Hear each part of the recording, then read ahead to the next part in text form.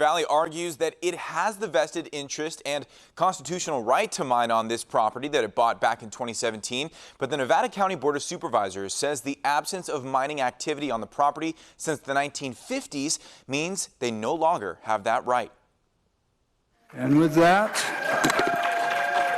this hearing is concluded and we are adjourned.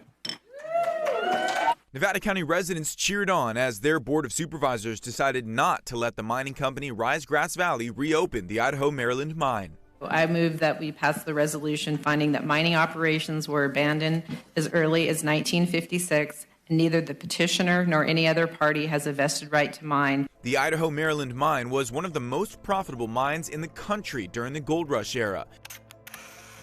And Rise Grass Valley, which purchased the property in 2017, argued that it has the right to mine on the property because previous owners had mined on that property before and after mining ordinances changed in Nevada County. You know, you're gonna vote how you're gonna vote on this based on how you weigh the evidence and the law.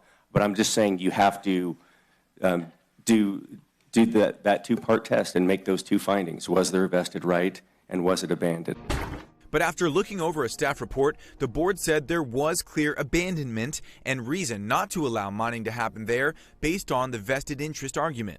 We've been asked to weigh in if there were mining activities occurring on the site. I believe there were. Yes, at some point in the mid-50s, mining activity was clearly an activity on that parcel. Continuously, no. There were many other uses of all of those parcels. Mining was not one of them. I do agree there was mining there, clearly, but that leap from mining to vested rights is a big, difficult one, and I just haven't seen enough evidence to feel very secure and clear in myself that it exists. In response to the board's vote, Rise Grass Valley says it is disappointed by the board's decision on the vested rights of the Idaho-Maryland mine. The board has told the company that it will hold a hearing for a final vote on the company's use permit application, which it expects in February of 2024.